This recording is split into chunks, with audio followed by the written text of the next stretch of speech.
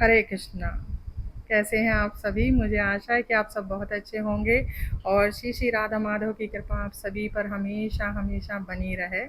तो कल है राधा अष्टमी 11 सितंबर को, और राधा अष्टमी के दिन सभी को उपवास करना है। सूर्य उदय से दूसरे दिन 12 सितंबर सूर्य उदय तक उपवास रहता है।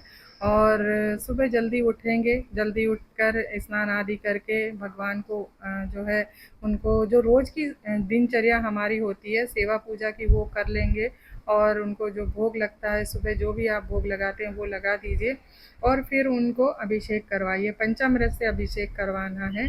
और पंचामृत को मिक्स नहीं करना है, अलग अलग रखिए, जैसे दूध, दही, शहद, गाय का घी, मीठा पानी।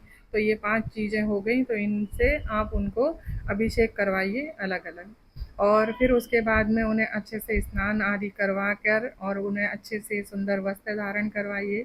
श्रीमती राधा रानी के बताए जाते हैं कि नीले रंग का वस्त्र उनको प्रिय है, क्योंकि श्री कृष्ण का रंग नीला है इसीलिए।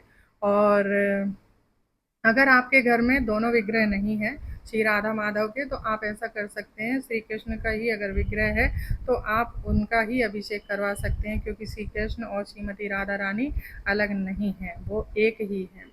और उसके बाद में उनको अच्छे अच्छे पकवान बनाकर आप भोग लगाइए अपनी क्षमता के अनुसार। बताया जाता है कि श्रीमती राधा रानी को अरबी बहुत पसंद है, तो उनको अरबी का कुछ बनाया हुआ जो है भोग लगाइए। और उनको कमल के पुष्प बहुत पसंद हैं, तो उन्हें कमल के पुष्प अर्पण कीजिए अपनी क्षमता के अनुसार, जितने हो सके उतना। और उसके बाद में फिर उनकी अच्छे से आरती कीजिए। और बताया जाता है जैसे भगवान श्री कृष्ण का जन्म रात को हुआ है और श्रीमती राधा रानी का जन्म जो है सुबह में हुआ है ब्रह्म मुहूर्त में, तो इसीलिए उनका जो है सुबह ही अभिषेक और वो सब हो जाता है, जैसे श्री कृष्ण का अभिषेक रात को करते हैं ऐसे ही। और पूरे दिन भजन कीर्तन जितना हो सके उतना मंदिर जाइए, सेवा कीजिए मंदिर में जाकर। घर में भगवान की जितनी सेवा हो सके उतनी सेवा कीजिए। फिर उनका श्रीमती राधा रानी का विषय सुनिए, भगवान श्री कृष्ण का विषय सुनिए। बताया जाता है एक बार जो है नारद मुनि जो कि ब्रह्मा जी के पुत्र हैं और अपने पिताजी ब्रह्मा जी से पूछते हैं कि पिताजी मुझे आप राधा अष्टमी की महिमा बताइए। तो ब्रह्मा जी नारद जी को बताते हैं कि मैं बहुत संक्षिप्त में बताऊंगा। संक्षिप्त में क्यों? क्योंकि श्रीमती राधा रानी का जो विषय है वो बहुत ही रहस्यमय, बहुत गूढ़ विषय है। उसको विस्तार में कोई नहीं जान सकता श्री कृष्ण के सिवा। तो इसीलिए वो बोलते हैं कि बस मैं थोड़ा सा ही बताऊंगा। तो उसके लिए वो कहते हैं कि हम जो लाखों एकादशियों का उपवास करते हैं, अगर उसको 100 बार गुणा किया जाए तो उसका जो नंबर निकलता है उतना ज़्यादा हमें फल एक राधा अष्टमी के व्रत से मिलता है। सुमेरु पर्वत के बराबर अगर कोई दान करे, वैसे तो किसी की क्षमता नहीं है अभी कलयुग में, लेकिन सुमेरु पर्वत के बराबर अगर कोई दान करता है तो उसको भी अगर 100 बार गुणा किया जाए, उसका जो नंबर निकलता है तो उतना जो है हमें उसका फल मिलता है राधा अष्टमी के व्रत का। हमारे लिए गोलोक वृंदावन धाम के जो रास्ते हैं वो खुल जाते हैं, द्वार खुल जाते हैं। और श्री कृष्ण हमसे बहुत प्रसन्न होते हैं, क्योंकि श्रीमती राधा रानी अत्यंत अत्यंत दयालु हैं। और जब हम उनके चरणों का आश्रय लेते हैं तो भगवान श्री कृष्ण इतने प्रसन्न हो जाते हैं। जब वो आग्रह करती हैं कि ये आपका भक्त है, इसको कृपा करके इसके अपराधों को क्षमा कीजिए और अपने चरणों में इसे ले लीजिए, तो भगवान तुरंत ही उनकी बात को स्वीकार कर लेते हैं। तो हमें ज़्यादा से ज़्यादा श्रीमती राधा रानी को हमेशा ही रिझाने का प्रयास करना चाहिए। वो माँ हैं, जगत की माता हैं। और जैसे एक बच्चा अपनी माँ को कैसे बड़े प्रेम से निहारता है और उन्हें रिझाता है, वैसे ही हमें भी प्रयास करना है। और उनके विषय जहाँ तक हो सके थोड़ा समय निकालिए, सुनिए और पढ़िए। तो श्रीमद् भागवतम में तो उनके बारे में नहीं मिलता है, लेकिन अन्य पुराण हैं, गर्ग संहिता में उनके बारे में मिलता है, पद्म पुराण में मिलता है। ऐसे पुराणों में, अलग अलग पुराणों में उनके बारे में थोड़ा थोड़ा कुछ बताया गया है। और ना हो तो आप सुन सकते हैं, यूट्यूब पर बहुत सारे इस्कॉन टेम्पल की कथाएं हैं, उनको सुनिए। और कम थोड़ा हम प्रसाद लेंगे तो आलस्य कम आएगा, इसीलिए बहुत ज़्यादा नहीं खाएं। और अगर कुछ जो भोग लगाते हैं वो आप उठाकर रख दीजिए और दूसरे दिन उसको ग्रहण कर सकते हैं यदि अन्न का भोग लगाते हैं। आपके घर में यदि कोई बच्चे हैं, बूढ़े हैं जो उपवास नहीं कर सकते हैं तो आप अन्न का भोग लगाकर उनको अन्न दे सकते हैं।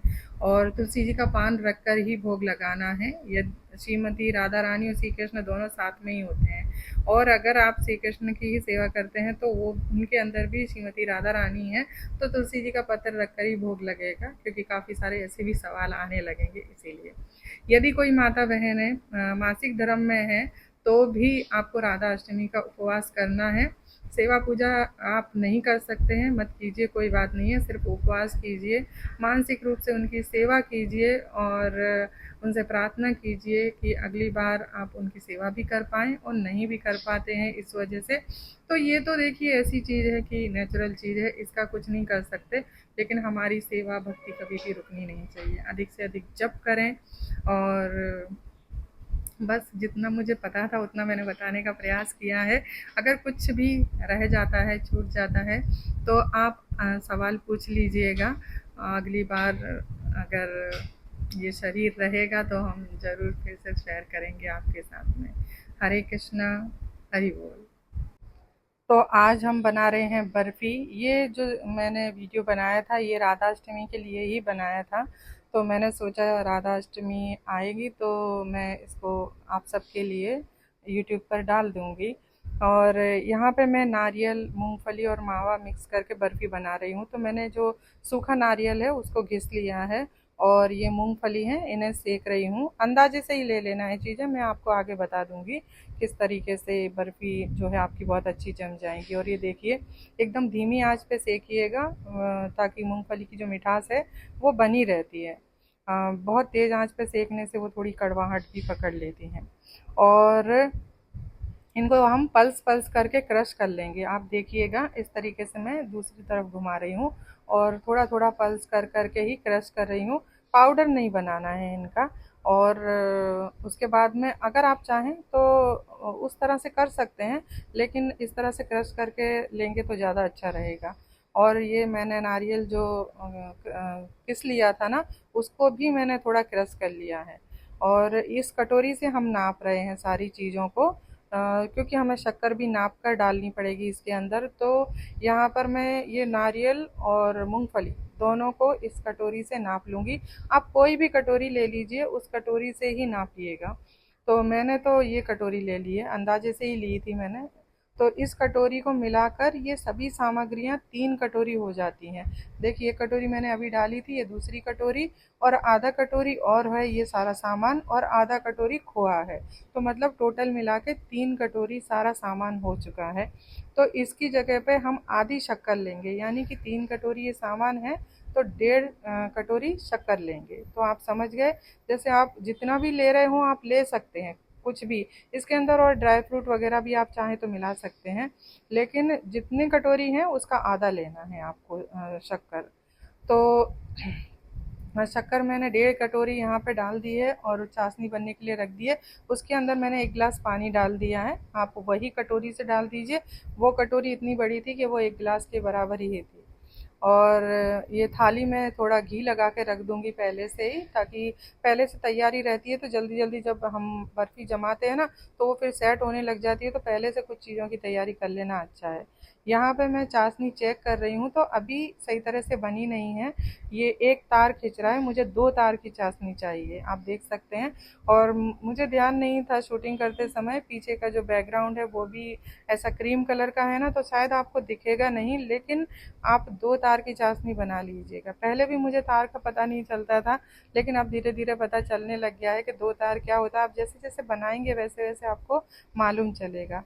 और थोड़ी देर बाद इस चाशनी को थोड़ा सा और उबालने के बाद में मैंने देखा कि ये 2 तार की चाशनी बनने लग गई है मेरी। थोड़ा आपको जो है दिखेगा, 2 तार खींचेंगे ऊपर तक और थोड़ा गाढ़ा गाढ़ा महसूस होगा। अभी चाशनी के अंदर हम सारी चीज़ों को डाल देंगे, जो मूंगफली और नारियल था वो भी, और खोया बनाया था हमने वो भी। और गैस को मैंने बंद कर दिया है, क्योंकि अगर और उबालेंगे तो जो बर्फियां हैं वो एकदम कड़क हो जाएंगी। तो चाशनी हमारी जितनी बननी थी वो बन चुकी है 2 तार की। इससे कम नहीं बनानी है और इससे ज़्यादा नहीं बनानी है। अभी हम इन सब चीज़ों को अच्छी तरह से इसके अंदर मिक्स कर देंगे, मिला देंगे सभी चीज़ों को। और आपको लगेगा देखने में कि बहुत गीला है, ये कैसे जमेगा, लेकिन आप इसको रख दीजिए अच्छी तरह से फैलाकर रूम टेम्परेचर पर। ये 1 घंटे में आपकी बर्फियाँ सेट हो जाएंगी। अगर आपका रूम का मतलब टेम्परेचर नॉर्मल टेम्परेचर है, ठंडा है, तो फ्रीज के अंदर नहीं रखना है बिल्कुल भी, ऐसे बाहर ही रहने दीजिए। ये ठंडी हो जाएंगी आराम से। आधा घंटा हो जाएगा, उसके बाद में इसमें कट लगाएंगे। मैंने रख दिया है उसको अभी थोड़ी देर के लिए। तब तक मैंने सोचा कि पापड़ सेक लेती हूँ। और ये वीडियो देखने के बाद में मैंने छोटा सा एक वो फोटो शेयर किया था इंस्टाग्राम पे। तो वहाँ पर सब लोग बोल रहे थे, क्योंकि ये जो सारी शूटिंग थी वो मैंने शायद गणेश चतुर्थी के दिन की थी। तो क्या आज आपका उपवास है क्या? तो नहीं, मेरा उपवास नहीं था गणेश चतुर्थी को। मैं सिर्फ जो है हमारे आराध्य श्री कृष्ण हैं, और मैं उनकी ही सेवा करती हूँ। और जो उनका प्रादुर्भाव दिन होता है, यानी राम नवमी और नरसिम्हा चतुर्दशी, वामन द्वादशी, इस दिन को ही ऐसे ही मैं उपवास करती हूँ।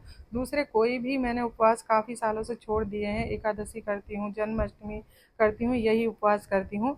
लेकिन इसका कतई ये मतलब नहीं है कि हम जो है अन्य देवी देवताओं का अनादर करें। वो भगवान के ही अंश हैं।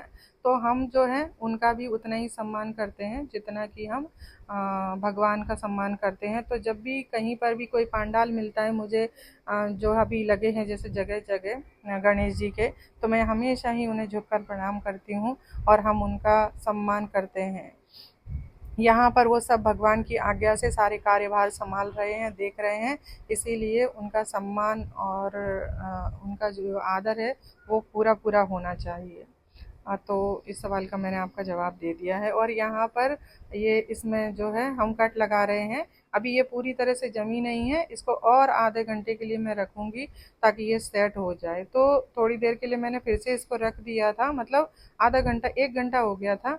इसके बाद में ये बर्फ़ी जम गई है, लेकिन अभी भी थोड़ी-थोड़ी कसर बाकी है इसके अंदर। और मुझे जल्दी भोग लगाना था, तो इसीलिए जो है मैं भोग लगा रही हूँ इसका। वैसा ठंडी हो गई है, लेकिन थोड़ा आधा घंटा और होगी ना तो ये और अच्छे से सेट हो जाएंगी। अभी थोड़ी गर्माहट है इनके अंदर, लेकिन कोई बात नहीं है। भगवान को भोग लगाना है मुझे, तो मैंने बर्फियाँ निकाल ली हैं और सारी बर्फियाँ अच्छी तरह से निकल चुकी हैं इसके अंदर से। और ये जो दूध हमने ठंडा करके रखा था इसे भी हम कर देंगे एक गिलास में। और जल, पापड़, चिप्स, वो सब चीज़ें। चिप्स मैं किसी को ऑर्डर दे के, कोई माता जी हैं उनको मैं बाहर से ही बनवाती हूँ, क्योंकि हमारे यहाँ ऐसी जगह नहीं है जहाँ पर सुखाई जा सके। इसीलिए मैंने घर पे नहीं बनाई है कभी चिप्स। चलिए, तो अभी सभी के अंदर तुलसी जी का पान डाल दिया है, भोग लगा देते हैं भगवान को। और आप सब भी दर्शन कर लीजिए ठाकुर जी के। बहुत सारे भक्त बोलते हैं कि आप भगवान का भोग दिखाते रहते हो, क्यों दिखाते हो? ये तो जो एक भक्त और भगवान के बीच की ही बात है, बिल्कुल होनी चाहिए। लेकिन अच्छी चीज़ें हमें दिखानी चाहिए। ये प्रचार है एक्चुअली में, ये दिखावा नहीं है। सभी के घर पे बहुत कुछ अच्छा खाने पीने के लिए है। मैंने कभी भी नहीं कहा कि मैं बहुत अच्छा भोग लगाती हूँ। मैं प्रयास कर रही हूँ भगवान की सेवा करने का। तो ये मिठाइयाँ जो हैं ठंडी हो चुकी थी, तो मैंने भर के एक डब्बे में रख दिया है। अभी ये 2-3 दिन तक चलेगी, क्योंकि खोआ डला है ना। अगर खोया नहीं डला होगा तो ज़्यादा दिन तक भी चल जाएगी। और यहाँ पर मैं भगवान के बर्तन साफ़ कर रही थी, तो बहुत सारे कमेंट आते हैं ना कि आप इनको कैसे साफ़ करते हैं, तो वो मैं बता रही थी। ये पीताम्बरी है, मैं इसी से साफ़ करती हूँ, पीताम्बरी से ही। और बहुत सारे लोग जो हैं वो भगवान के विग्रहों को साफ़ कर देते हैं पीताम्बरी से, तो ऐसा नहीं करना है। पीताम्बरी से आप बर्तन साफ़ कर सकते हैं। तो ये जो लिक्विड दिख रहा है आपको, ये अलग ही रहता है, ये मंदिर के बर्तनों के लिए ही है, और ये ब्रश भी उसी के लिए है। और यहाँ पर कुछ बर्तन पीताम्बरी से साफ़ होंगे, कुछ जो है जो लिक्विड आता है ना, सोप, कोई भी आप ले लीजिए, उससे हो जाएगा। तो जहाँ-जहाँ कुछ दाग लगे होते हैं वहाँ-वहाँ मैं पीताम्बरी लगाकर घिस देती हूँ। ये कटोरी देख रहे हैं आप? ये देखिए, इसमें कोई भी दाग नहीं लगा है, तो मैं इसको ऐसे ही थोड़ा-सा साबुन लगा दूँगी। क्यों? क्योंकि हमारे जो हाथ है ना घी के और बत्ती के लगते हैं तो थोड़े बहुत चिकने हो जाते हैं बर्तन। लेकिन जब कहीं दाग लग जाते हैं तो उसको मैं जो है पीताम्बरी से साफ करती हूँ। तो ये लिक्विड भी थोड़ा लगा रही हूँ कि जहाँ जहाँ लिक्विड से छूटना होगा वो छूट जाएगा। जहाँ दाग थोड़े पक्के हो जाते हैं वहाँ पर मैं पीताम्बरी से घिस देती हूँ। ये प्लेट भी देख सकते हैं, कोई दाग नहीं है इसके अंदर। तो बस ऐसे ही थोड़ा सा मैं इसको लिक्विड सोप से ही साफ कर दूंगी। सारे बर्तन इधर से उठा के मैं उधर रख दूंगी, क्योंकि इधर मुझे धुलकर बर्तन सारे रखने हैं यहाँ पर। और अभी ये ब्रश का काम खत्म हो गया है तो इसको मैं धो के अच्छे से और रख दूंगी। अभी ये बर्तन ज़्यादा तकलीफ करते हैं, तांबे के बर्तन। ये चांदी के बर्तन थे तो ये इतनी परेशान नहीं करते। चांदी के बर्तन के लिए ये पूछते हैं ना सब लोग कि कैसे साफ करते हो आप? बड़ी आसानी से साफ हो जाते हैं। पहली बात तो वो मैले ही नहीं होते इतने ज़्यादा, वो जरा से उससे ही साफ हो जाते हैं। कभी कभार उनमें थोड़ा दाग लग जाता है तो आप पीताम्बरी लगा दीजिए थोड़ा और वो एकदम साफ निकल आते हैं। बस पीतल के और तांबे के बर्तन ही थोड़ा परेशान करते हैं, उनके अंदर दाग बहुत ज़्यादा पक्के लग जाते हैं तो बहुत घिसना पड़ता है।